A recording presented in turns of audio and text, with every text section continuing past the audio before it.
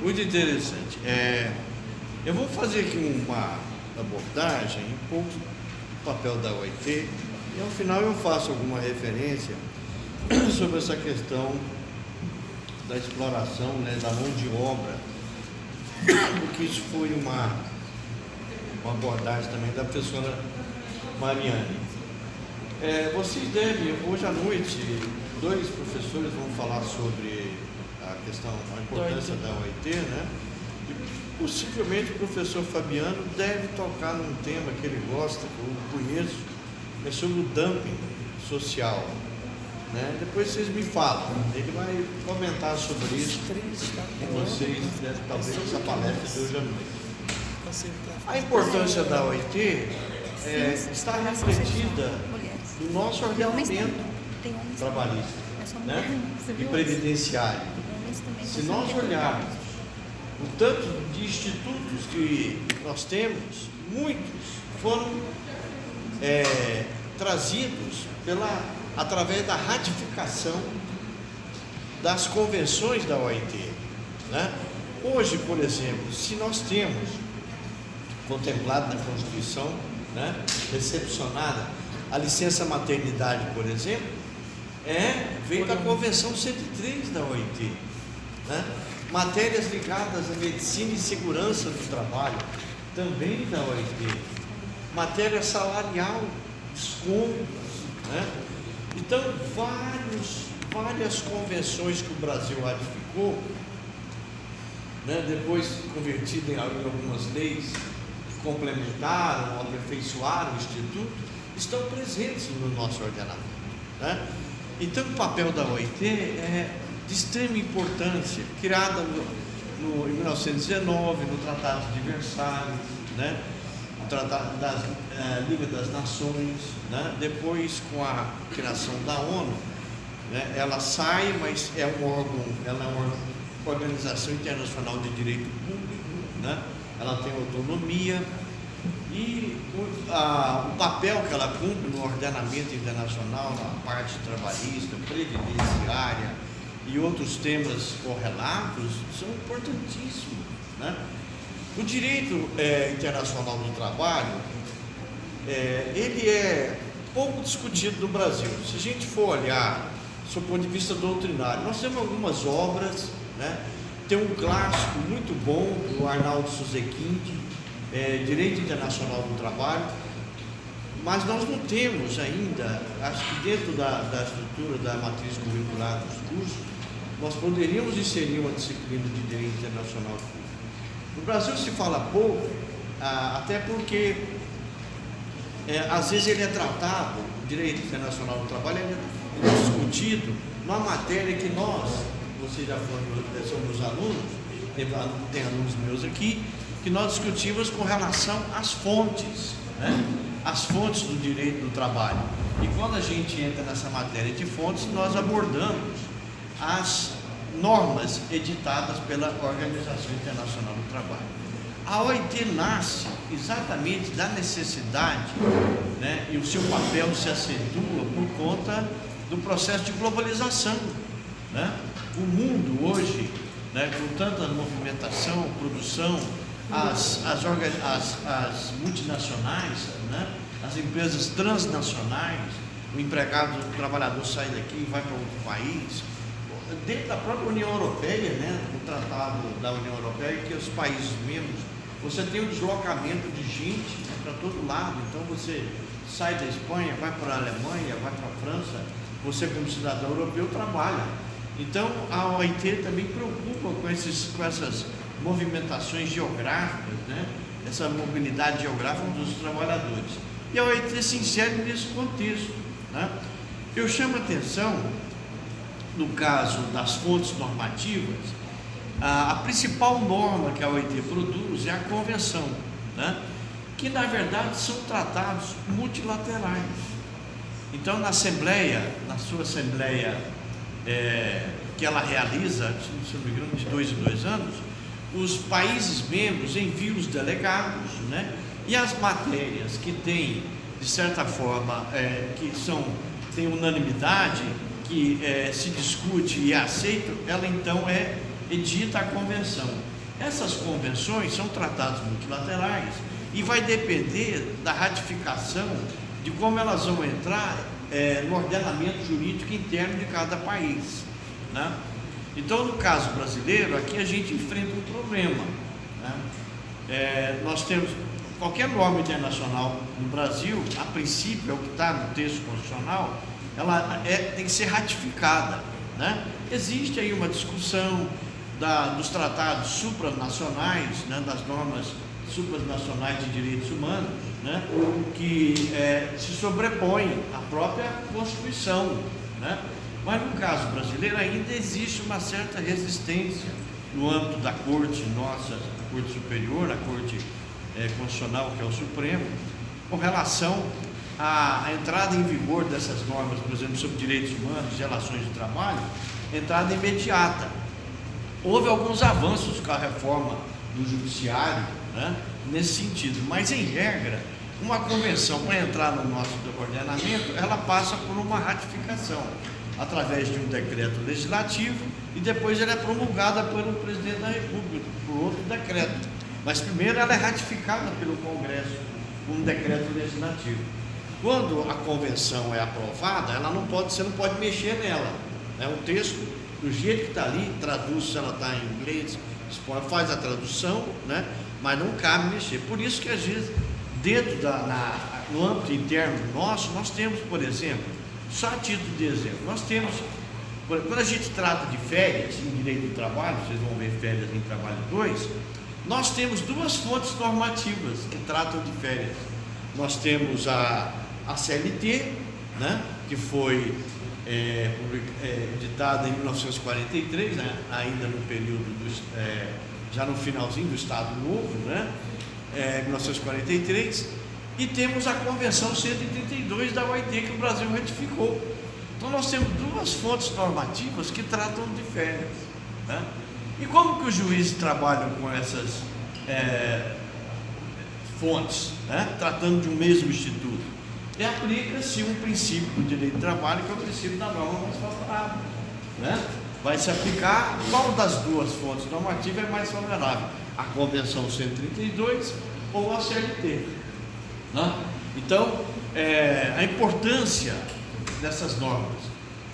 Existe então essa corrente, né, que entende que as normas, que os tratados da OIT, né, que tratam dos direitos humanos, praticamente permeia, né, a matéria de direitos humanos, como a professora Mariana falou com muita propriedade. Todas essas matérias que são convertidas numa convenção pela OIT, para mim elas teriam que entrar no país independentemente desse procedimento, de natureza supranacional, né, dada a sua natureza, né, dado o seu conteúdo, que é de direitos humanos. E isso é a nível internacional. Agora, infelizmente, a gente tem essa questão da teoria. Vocês vão estudar, não sei se já fizeram direito internacional, a professora Mariana sabe isso também. Lá no 10º, né? Teoria monista, teoria dualista, né? Que faz a separação entre norma internacional, né, professora Mariana, e entre norma interna. Então, o papel da OIT é muito importante. Ela traz para o direito do trabalho, o direito internacional do trabalho tem é um ramo muito importante, deveria ser uma disciplina, né, se a gente pudesse criar uma disciplina de direito internacional, dada a complexidade que norteia e a importância dele nas relações internacionais, né, sob o ponto de vista de direito internacional público e também sob o ponto de vista do direito internacional privado. Por exemplo, como é que fica a saída do empregado, por exemplo, que é contratado no Brasil, né, e é transferido para um país? Isso aí é direito internacional do trabalho com relação com a vertente privada, né? Que legislação vai reger essa relação trabalhista? A brasileira ou do país onde ele se encontra, né? Hoje o nosso ordenamento diz que um brasileiro contratado aqui, fechou um contrato com uma empresa, né, seja ela brasileira, mas que está em sede, que tem filial no Brasil, se ele for contratado aqui e transferido, aplica-se a norma brasileira, aplica-se o ordenamento jurídico brasileiro, né? Mas nós vamos encontrar várias situações, né? Há pouco tempo estava assistindo uma reportagem muito interessante desses cruzeiros, né, que contratam pessoas aqui, faz um contrato de trabalho, né, e põe para trabalhar dentro do navio, né? E o caso era uma moça que foi contratada, uma brasileira contratada, que morreu numa dessas companhias, né, internacionais de turismo que faz esses cruzeiros. Ela ela não se sabe se ela se jogou, né, do navio em alto mar, mas aí trouxe a matéria, né? E como é que fica isso? Como é que fica a competência num conflito trabalhista? Depende. Se o contrato foi firmado em terra, aqui, ainda nesse espaço territorial, que físico é brasileira, mas se eu pego, faço entabulo com ela uma relação verbal e põe ela dentro do navio e põe ela para assinar lá dentro do navio, já não é mais o ordenamento jurídico brasileiro, é da bandeira do navio, né? Então essas questões são de extrema importância no âmbito do direito internacional do trabalho, né? Sobre a questão do trabalho escravo, vi agora a memória, né? É uma matéria extremamente importante, né? Não é só o Brasil, gente, que pratica trabalho escravo, não. A nível internacional, na Europa existe trabalho escravo, né? De quem? De estrangeiros, né? Que entram, principalmente dos países africanos, o norte da África, entram pela Espanha, por Portugal e vão, né, para os outros países da Europa, são explorados, vivem mal, trabalham 14, 15 horas por dia, comem mal, não tem plano de saúde, quando adoecem, morrem, se não são atendidos pela Cruz Vermelha. Eu vi isso. Quando tem um problema de saúde, vão parar na Cruz Vermelha ou essas ONGs, né, na área de Médicos Sem Fronteira, Cáritas, né, que tem na Europa, a nível internacional. Morrem porque não tem plano de saúde, não tem nada, tá? Então há registro disso a nível de Europa também. Então o trabalho escravo é algo que tem que ser combatido. Uma questão que eu gostaria de falar e concluir minha fala uma questão preocupante é a questão da sanção dos países que são membros da OIT e que não cumprem, ratificam uma convenção, não cumprem, né, desrespeitam os princípios da convenção, né, que ele ratificou, que é um tratado multilateral. Essas punições teriam que ser mais severas, né?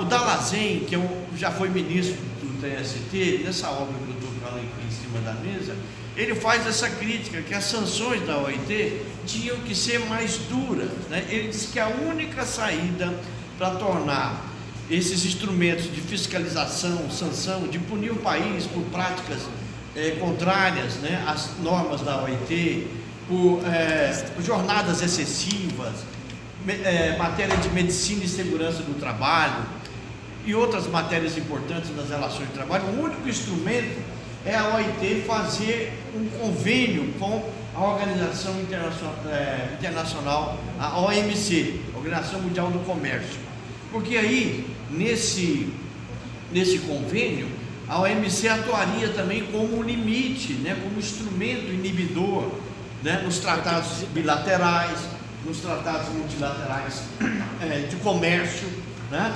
e incluir nesses tratados bilaterais cláusulas de proteção, né, aos trabalhadores, cláusulas mínimas, e se forem desrespeitados, vão para a arbitragem da OMC. Então ele menciona isso, que os instrumentos de punição da OIT não são muito eficazes.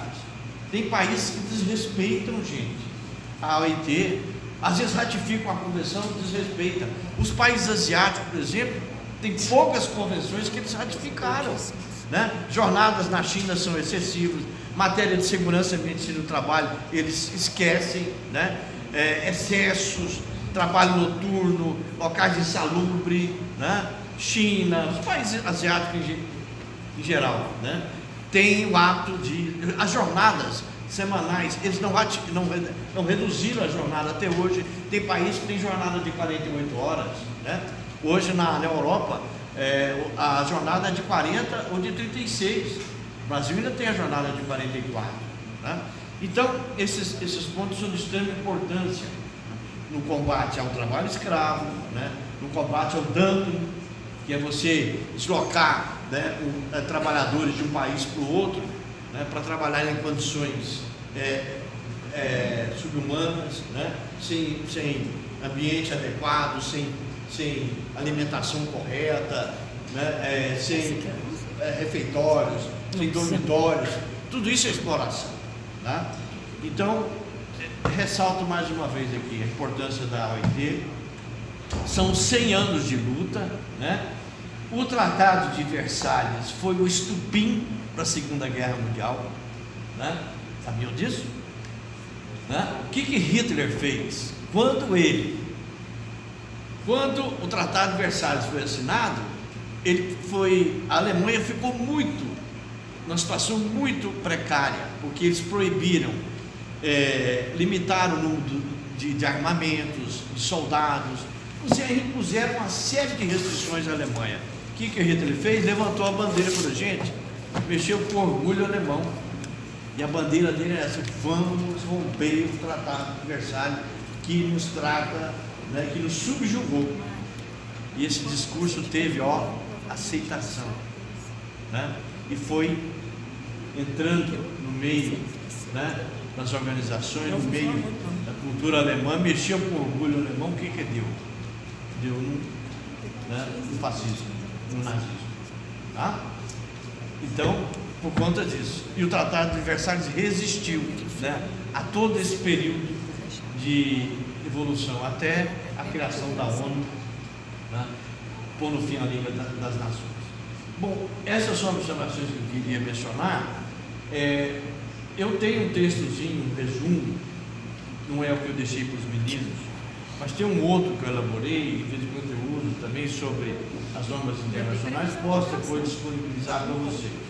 As normas da OIT, tipos de convenções da OIT, além da convenção, que é um tratado multilateral, tem também as recomendações. As recomendações não têm força de lei. Quando não há um consenso, aí eles editam as recomendações, mas elas servem como orientação e como fonte material do direito do trabalho. As convenções são fontes formais e as recomendações são fontes materiais do direito do trabalho. Então, quando eu quero fazer um estudo, uma análise sobre um tema, embora não tenha a convenção da OIT, pode ser que tenha uma recomendação, porque a recomendação também é um texto que eles elaboram, né? Ela pode vir a ser transformada numa convenção. Essa matéria pode ser numa outra assembleia da OIT, entrar em pauta. Mas quando há uma recomendação é porque ela não teve um consenso, né, geral para poder editar uma convenção. Certo? Era isso que eu queria mencionar com vocês. Muito obrigado, professora Mariana. Gente, eu peço licença, vocês deixam eu ficar em pé? Pode, porque eu tenho problema de falar sentado. Então vai, então. Então tá bom. Eu não dou conta, gente. Se você me vê dando aula sentada, é que eu tô doente. Vai sair aqui? Pode ser. Eu vou apanhar da Mariana, tô brincando. Não vou ficar do lado dela.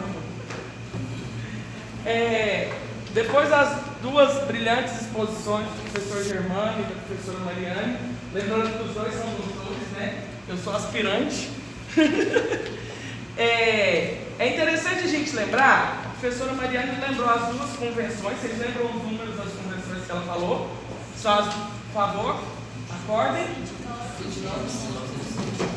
Você está sendo filmada.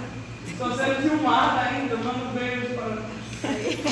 Oi, galerinha do YouTube, né? É a convenção 29 e a 105. Lembrando que não aparece o nome de convenção de trabalho escravo, mas sim convenção de trabalho forçado ou obrigatório. A convenção 29 traz um conceito um tanto quanto abstrato, e isso vai repercutir inclusive nos dias atuais, que é o que eu vou colocar para vocês, porque eu não, como se diz, eu não sou tão direitos humanos. Entendeu? Não é que eu sou contra os direitos humanos, é diferente. eu ser contra direitos humanos, eu não sou. Mas eu não sou vivo direitos humanos, entendeu? Porque tem coisa, e principalmente o Ministério do Trabalho, ele vê trabalho escravo coisa que não é. Então eu vou demonstrar para vocês, inclusive nesse conceito do que seria um trabalho forçado, é muito complicado hoje o que é trabalho escravo. Você consegue pensar na sua cabeça o que é trabalho escravo? Para você, o que é trabalho escravo? Alguém sabe livre? Eu acho que o 49 faz uma analogia, faz essa Tá, e o que é lá? O que está lá no 149? Essa eu vou falar de qual. Não, a gente não sabe de qual, mas um exemplo. Reduzir a condição análoga à de escravo, que é submeter a trabalho forçado ou a jornada exaustiva, que é sujeitando-se à condição degradante de trabalho, que é resistindo por qualquer meio de sua locomoção, razão de dívida contraída do empregador ou por Você falou uma palavra chamada condições degradantes. Mas essa alteração é recente, que esse artigo não era assim, não. Não, ele é recente. É 149. Ele traz um rol ainda maior. Aí eu gostaria que a gente pensasse na palavra condições degradantes do trabalho. O que para vocês é uma condição degradante do trabalho? uma grávida trabalhar em lugar de saúde. Mas ela vai pedir demissão? Se ela sempre trabalhou no lugar de saúde? Falta de dormitório, refeitório. Aí olha, ele lembrou de que muitas das autuações recentes do Ministério do Trabalho, se você digitar agora no seu Google, for assim, Ministério Público do Trabalho ou OIT Brasil, na OIT Brasil vai aparecer mais ainda. E vai aparecer recentemente um evento que aconteceu. Recentemente eu li no jornal, né, numa rede de supermercado, a mulher estava gestante e assim, ela tinha muita vontade de ir no banheiro, normal de grávida, né? E a supervisora dela proibiu ela de ir no banheiro. No final ela se urinou, sabe? Eu acho que tudo isso aí é situação degradante. Certo. Trabalho sem remuneração. Trabalho sem remuneração, impedimento de ir no sanitário. Mas olha o que é interessante. Hoje, o Ministério Público do Trabalho, se ele chegar no meio do campo, que tem lugar que você trabalha no meio do campo, fazendo. Por isso que ele fala que os principais casos de trabalho é rural. Se você não tiver um sanitário, é trabalho escravo. E aí, nisso, você vai pensar enquanto patrão, e ainda eles colocam as distâncias para você ter aqueles sanitários, que eles falam aqueles sanitários químicos, de ser um para o outro. Tem isso. Não, mas se a pessoa não tiver vesículo, por exemplo, Oi? Se ela não tiver o quê? Se ela não tiver vesículo, por exemplo, é quase um trabalho escravo, sem sanitário, ele vai poder comer, tomar um remédio. Mas aí o que é o pra emagrecer. problema? Não é isso. O problema que nós temos é que tem lugares que não dá. Se vocês terem ideia, tem um doido, vou falar doido porque ele fez um artigo que eu acho um tanto quanto polêmico, que ele fala que todo garimpo está, pelas normas do Ministério do Trabalho, ele é uma produção análoga a escravo. Porque não tem sanitário disponível. Porque se ele tem sanitário disponível, o gari no meio da rua? Como que o gari faz xixi? Alguém já pensou nisso? Como que o gari faz xixi? Ele tem que, ou lote baldio, ou ele tem que pedir favor para alguém fazer xixi. E isso para o Ministério do Trabalho, se não fosse garimpo, em qualquer outro lugar era condição análoga a escravo. Olha a cara dela para mim. Não me mate. Mas tinha que ter, agora eu estou pensando nas responsabilizações Do internacionais. Estado. Sim, aí alguns, que isso aí é uma ação civil pública, que o Ministério Público propôs, que deveria ter banheiros químicos de, acho que de 4 em 4 quarteirões, acho que é isso que eu vi, nesse município lá, para poder o povo fazer xixi. O critério é complicado, porque as cidades mudam. E como que eu vou falar? Pensa a gente colocar um banheiro, de verdade, um banheiro químico de 4 em 4 quarteirões para os garis. Podia ser móvel. Isso é um banheiro móvel de acordo com a equipe dos garis. Aí é uma condição degradante que o gari tem que puxar o banheiro. Obviamente que tem que puxar o banheiro. Eu estou limpando a rua, não quero puxar o banheiro. Viu como são condições muito sutis? Questão do refeitório. ausência de refeitório numa empresa, quantas empresas você conhece que não tem refeitório? Um monte. Você vai pensar, nossa, do meu pai. Não, é condição degradante de trabalho. Então eu vou ler para vocês, se você abrir hoje lá no site do Ministério do Trabalho, ele tem o seguinte: o que é a escravidão moderna? Esse é o tema. Atualmente no Brasil, 4 elementos definem a escravidão moderna: trabalho forçado, que seria envolve o cessamento do direito de ir e vir; a servidão por dívida, um cativeiro atrelado a dívidas muitas vezes fraudulentas; condições degradantes, trabalho que nega a dignidade humana, colocando em risco a saúde e a vida do trabalhador; e a jornada exaustiva, que a questão da gestante talvez entraria na jornada exaustiva, que a pessoa não poder fazer xixi grávida, é uma jornada exaustiva, onde vai levar o trabalhador ao completo esgotamento, colocando em risco a sua saúde e vida. São os 4 pontos hoje que o Ministério Público do Trabalho considera como trabalho escravo. Vou colocar exemplos para vocês e vocês vão refletir comigo. Primeiro, que é curioso, alguém sabe quem são as maiores vítimas de trabalho escravo no Brasil? Antigamente, os rurais. Ela colocou aqui para mim que hoje são 3 ordens: rural, construção civil e, por último, hoje seriam as costureiras. Qual é o estado que tem maior exploração de trabalho escravo hoje no Brasil? Não! Qual é o meu sobrenome? Maranhão. 22% do trabalho escravo no Brasil é no Maranhão. E aí o evento, se você colocar aí OIT Brasil, aparece lá o evento que aconteceu a semana passada, em comemoração aos 131 anos da Lei Áurea, 13 de maio, falando da libertação dos escravos e que nós ainda temos escravos no Brasil. Concordo que temos algumas situações análogas a escravos de verdade, mas tem ressalvas com alguns dados apresentados pelo Ministério do Trabalho. Porque talvez nesse 1,7 mil processos que tivemos em 2018, tem um que eu tenho conhecimento e que não é condição análoga a escravo e foi autuado por. E as multas, gente, são exorbitantes. Como que nós temos que pensar? Vou contar a historinha.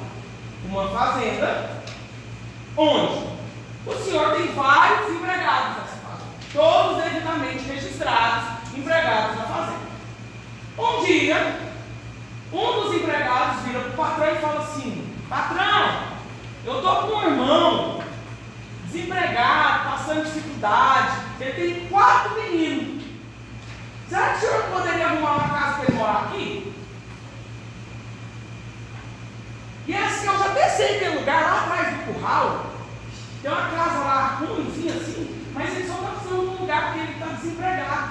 E aqui na fazenda, como tem muita coisa para comer, ele não vai passar fome. O que o patrão dele disse? Ok. Falou, mas ele não é meu empregado. Daí você pode deixar ele morar lá, mas pede para sair, para arrumar outro lugar e sair. E infelizmente, gente, não vou falar que as pessoas se acomodam. O senhorzinho falou: nossa, essa casa que eu estou morando, ele falou que ele é ruim aqui, lógico que é pior que a do meu irmão, que é um dos caseiros da chácara, mas é até boa. Vou ficar aqui. Criei raiz. E esse irmão do funcionário ficou lá 7 anos. Inclusive, a seguir cenas do próximo capítulo. Não. Ele fez o quê? Um dia chega o Ministério do Trabalho, porque estavam visitando a fazenda ao lado. Vamos aproveitar e chegar aqui, né?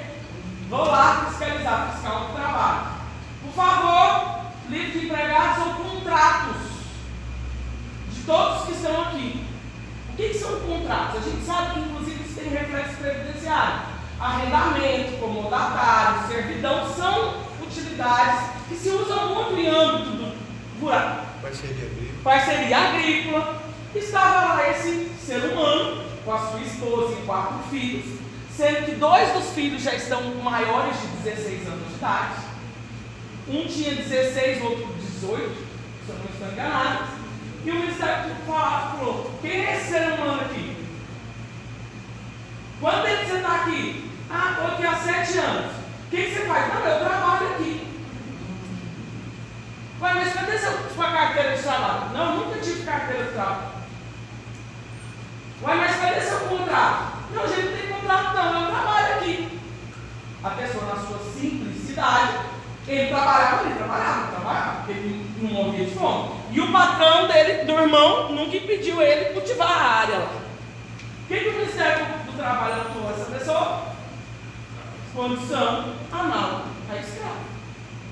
O que esse meu cliente quis fazer? Meu cliente não, cliente de um amigo que me ligou para que eu ajudasse. O que ele queria fazer com ele? Não matar, porque ele é uma pessoa que tem uma reputação a zelar. Ele falou: eu vou derrubar hoje a casa. Porque eu não quero essa pessoa aqui. Olha o que uma pessoa que eu estou ajudando me trouxe. Um médico que tem a fazenda não por um ganho profissional. Então, óbvio, porque todo médico gosta de uma fazenda. Não sei por que não, eles têm fetiche, eu gosto de fazenda. Tem a fazenda, uma fazenda grande, explora gado, tem aproximadamente uns 20 empregados. Tudo bonitinho. Um indivíduo que ele está ajudando, o Ministério do Trabalho fala: não, isso aqui é condição análoga. Estamos no processo administrativo, isso é um processo do ano passado. Ainda não tivemos resposta do que vai ser a decisão. Mas o que eu coloco lá no processo, eu falo assim: ó, isso aqui é uma situação fática de um incomodado. Na verdade, eu nem cobrava nada do homem. Não posso falar em arrendamento, não posso falar nada. Eu estou dando a casa para ele, deixa ele comer o que ele explora ali. Agora ele vai falar que ele trabalha para mim? Não. Agora, se ele ajuda o irmão dele, não sou eu que sou o patrão. Talvez ele está trabalhando com o irmão dele. O irmão dele tinha contrato. O irmão dele era fechado. Carteira de trabalho assinado. Então são situações que a gente tem que pensar e ir além. Reforma trabalhista trouxe impactos, não falou nada disso. Só que eu acho que ela deveria ter falado o que é trabalho escravo. Porque o que são condições degradantes, gente? Eu acho muito incerto no Brasil você ter conceitos tão vagos.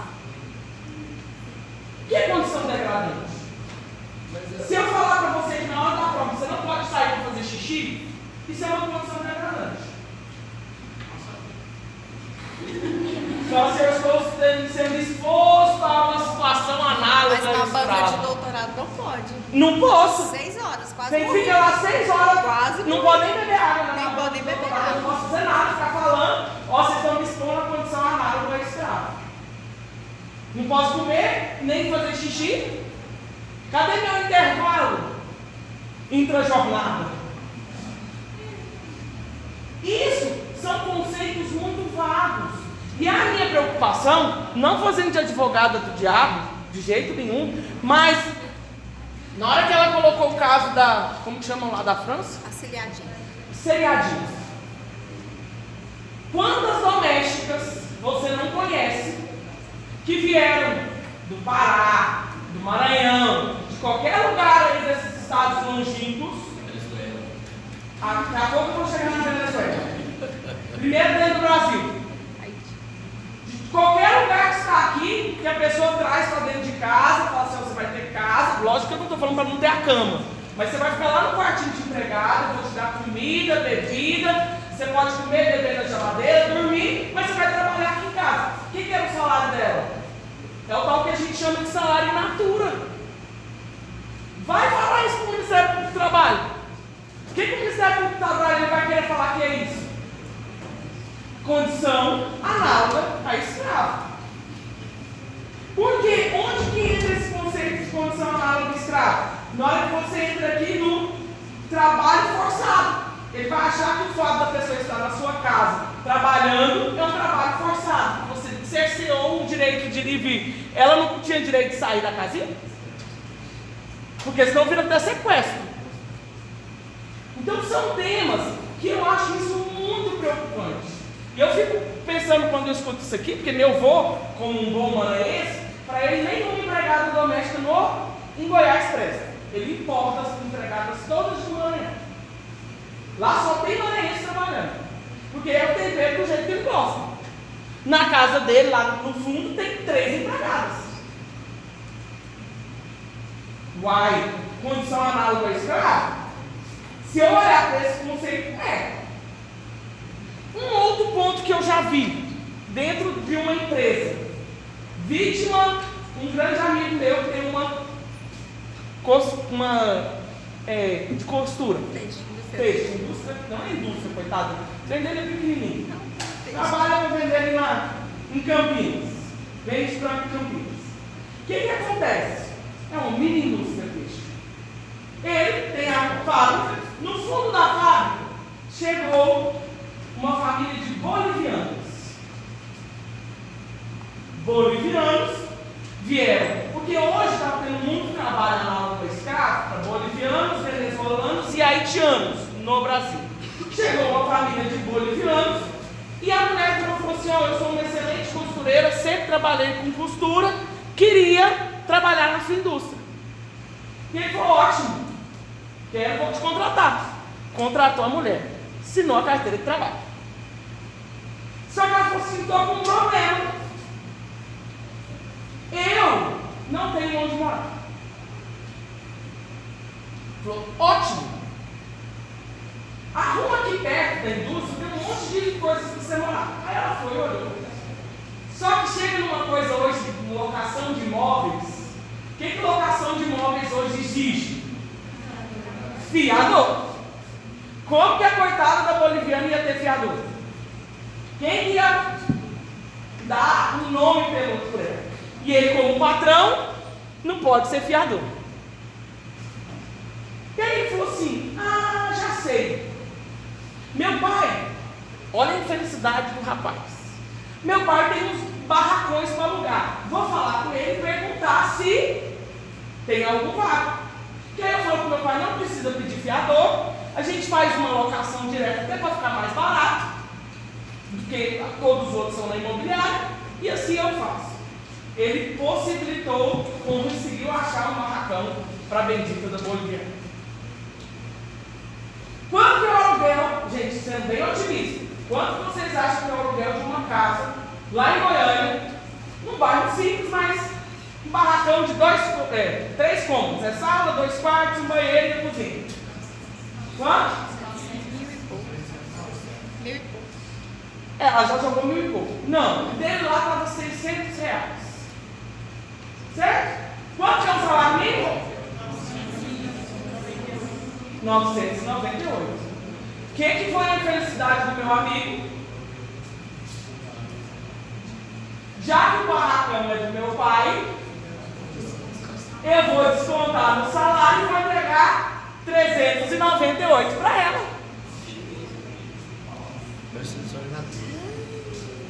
O que aconteceu com ela? Um dia teve a operação em Goiânia, em tudo quanto é indústria têxtil ali daquele bendito, daquele Campinas, cai na indústriazinha do coitado. Por que a boliviana está recebendo 398?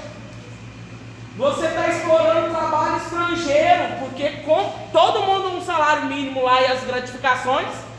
E por que ela é 398? Vai provar que focinho de porco não é tomado. E nessa hora, é tão a boca vale mais as palavras firmadas oralmente, vale mais do que um contrato. Pergunta se tinha contrato de aluguel. Não tinha contrato de aluguel. O preço de todas as outras casas era em torno de 700, 800. Ele falou: não, vamos ajudar ela, vamos por 600. Deu uns 600, o coitado está respondendo o processo do Ministério do Trabalho. Então são pontos que eu gostaria de colocar, que nem tudo que o Ministério Público do Trabalho diz é verdade. Muitos são. Pessoa que não tem local para dormir, trabalha 18 horas por dia. Mas aí é curioso. Qual a diferença faz de eu, porteiro, ter uma escala 12 por 36, com um contrato, certo? Não tem qual que é a minha escala geralmente de porteiro? 12 por 36. Ótimo, o Ministério acha lindo isso, né? Mas eu tenho outro contrato de 12 por 36. A maioria dos porteiros que vocês olharem, gente, hoje, eles têm dupla jornada. Ele trabalha 12 por 36 em 2 lugares. O que significa aquele trabalho? 24, gente, ele não tem folga. Ele trabalha 12 aqui, 12 ali, 12 ali de novo. A minha relação com diversas empresas é minha vontade. Se, por ironia, esse mesmo porteiro quer trabalhar com o mesmo grupo econômico, ele não pode, porque é condição análoga a escravo. A falta que ele teria no outro trabalho, e que ele teria no outro já está trabalhando. Acontece muito. Garçom, quantos lugares acontece isso? Os garçons. Garçom, porteiro, pessoal que trabalha em hotel, segurança. Então são coisas, gente, não estou desmerecendo de forma alguma o direito de trabalho, muito menos a situações de escravidão. Existe. Mas desses 1,7 mil processos, realmente, eu acho que chega em 500 o que seja condição análoga a escravo. Não estou falando isso aí, eu fico brigando com o povo lá, porque, como se diz, o Ministério do Trabalho, não que eu defenda que ele tenha que acabar, mas talvez eles tenham que arrumar coisa mais séria para eles fazerem. Geralmente, essa configurada ação do trabalho escravo, o Ministério do Trabalho autua, o Ministério do Trabalho também, e geralmente eles movem uma ação, né, civil pública de indenização. Para você firmar um TAC, ou palavra que tem raiva. Termo de ajuste de fundo. Filho, eu não estou fazendo nada errado, como se diz. Eu estava ajudando o outro, porque o Ministério do Trabalho, no caso do rural, lá veio. Aí eu queria que você firmasse um TAC. Falou, você está vendo dos 30 empregados que eu tenho aqui, uns estão com contrato, outros com a carteira de trabalho. Tem um. Por que você quer que eu firme um TAC que você está sendo considerado um explorador de escravo? E olha tanto que a vizinhança acha isso bom. E a sua moral perante a sociedade? Porque o processo não corre em sigilo, tá bom? Vocês conseguem saber todos os processos de autuados na internet. Aí aparece lá o nome do médico, processo, condição análoga a escravo. Viu como são situações perigosas assim que nós temos que ter em mente? Ao trabalho escravo. Esse daí tá dormindo no chão. Então, são coisas que nós temos que pensar. Então, as minhas considerações aqui são de cunhos mais práticos para vocês. E é importante a gente pensar, curiosamente, todos aqueles que fizerem, eu tirei essa listagem aqui, que são as convenções que o Brasil ratificou da OIT. Se você digitar OIT Brasil, vai aparecer no site, vai lá, convenções, aí vai aparecer todas que o Brasil ratificou. É muito interessante, você vai observar até a pergunta que eu fiz ontem para o Rezec, por que demora tanto um tratado entrar em vigor? Porque como ela coloca, a Convenção 29, ela foi assinada em 1930, só foi ratificada em 57, 27 anos. Você vai ter algumas convenções que demoram 40 anos. Já umas demoram 3 meses. Isso. Então isso é muito curioso para a gente observar. Teve uma... na lista entrou agora a cidade do rock. Não sei se vocês ficaram sabendo. A lista, a tal da lista suja, com as empresas que foram autuadas por trabalho escravo, entrou a cidade do rock do Rio de Janeiro. Ah, a casa do Rock in Rio. É. Eu vi também, como chama aquele negócio que o povo Por jornada exaustiva. não sei o que lá, cultural em São Paulo?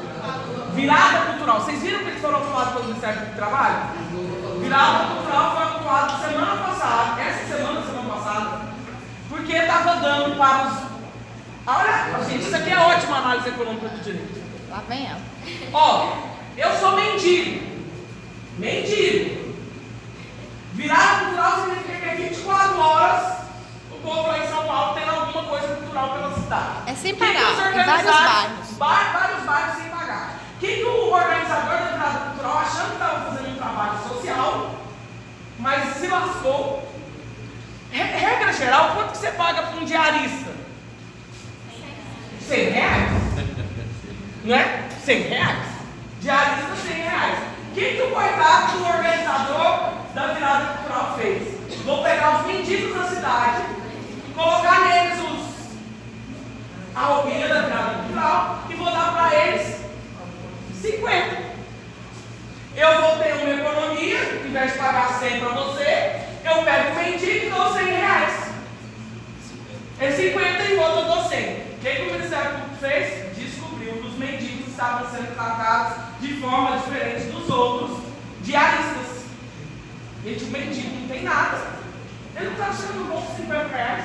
E aí o mais engraçado foi a entrevista. O mendigo falou, mas eu queria os R$50, eu já ia ficar aqui o dia inteiro sem ganhar nada.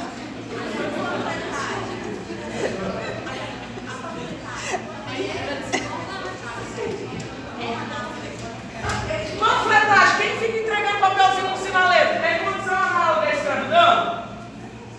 Se você olhar pelo Ministério Público do Trabalho, não tem refeitório, não tem sanitário, não tem OIT, não tem EPI, proteção de óculos, você vai falar, se tira um gás carbônico o dia inteiro, você tinha que ter sol, condições degradantes, e ganha menos do que o diarista, porque quanto que ganha aquele povo que está entregando papelzinho para você? R$60. Viu como é difícil? Fez pensar que talvez haja um distanciamento ao falar das condições e o ganho que se tem. Por exemplo, no Japão, o pessoal trabalha até 12 horas por dia, até no dia. Do jeito que eles quiserem. Falar, ganha, tudo bem. Aí, É uma liberdade que eu tenho de contratar. Se está me pagando, então nem aí se eu vou morrer. aí ninguém fala. Gente, ó, falando do Japão, eu lembrei do caso. Quando teve um tsunami no Japão, todo mundo lembra, né? Eu tenho uma amiga japonesa que o pai da amiga nasceu lá. Ele falou assim: estou indo para o Japão para recuperar o tsunami. E saí daqui para lá. Ele falou: como assim você está doido, pai? Não, eu vou porque estão pagando bem. Não, mas está com risco de câncer, está com risco de várias coisas. Falando: não interessa, está pagando bem. Porque teve uma usina que foi de reatores que foi afetada no local. E aí tivemos que gastar um tempão para convencê-lo de que ele não teria que ir. Porque pagando bem eu posso trabalhar 15 horas por dia. Nos Estados Unidos, gente, para você sair daqui e trabalhar lá, como você ganha dinheiro? Eu tenho que trabalhar no mínimo, gente, 15 horas. Você é imigrante, não é um serviço muito digno. Lavando prato, banheiro, shopping. 15 horas. Isso aqui no Brasil é o quê? Condição degradante de trabalho. Diga, Marcelo. Professora, e um exemplo que eu acho interessante, eu posso citar N situações que eu passei e conheço, igual os militares. Situações que você pode considerar que o Ministério Público consideraria extremamente degradantes que eles passam, o risco que eles correm, mas eles nunca serão autuados porque quem é o empregador é o Estado. Não! Olha que curioso! A própria Convenção da OIT fala que serviço militar não é trabalho forçado. Gente, eu adoro isso! Olha aqui, ó. Colocar conceito de trabalho forçado. Entretanto, a expressão trabalho forçado não compreenderá a linha A. Qualquer trabalho ou serviço exigido em virtude das leis sobre o serviço militar obrigatório, que só compreendam trabalhos de caráter militar. Filho, militar vai ralar 18 horas, passar fome, ficar sem banheiro, cagar nas calças, dormir no além, fazer aquele trem doidão lá comer pouco sei lá, de ovo, você comer, não sei lá, o boró do corpo, larga do corpo. É quase no limite que estou olhando na época, no limite. Isso não é trabalho forçado. A Convenção da OIT não teve coragem de mexer com o trabalho militar. Porque se eu mexer com o trabalho militar, eu estou mexendo com Estados Unidos, Rússia, China, Brasil. Aí perde o maior financiador da ONU. Só isso. Eles não, eles fazem não é tripla, eles ficam de plantãozão lá. Então, tá vendo? Pra você analisar, aí a própria OIT falou, não, gente, trabalho militar vale tudo, pode matar o povo. Por exemplo, só não ficar indo lá, aqueles cursos, como um exemplo que eu passei, um cadete normal da academia, todos os oficiais aviadores, intendentes de infantaria passam. Meu acampamento no primeiro ano. Acampamento normal, tudo no regulamento certinho. Eu, na época do frio, óbvio, devia dar uns 5 graus. Não, ele só escolhe na época do frio. Vai, você na época quente. Vai pro frio, filho. A gente foi fazer o exercício de campanha, eu somei quando eu dormi de segunda a sexta-feira. Aí com a soma de todos os dias deu 9 horas e alguma coisa. Se você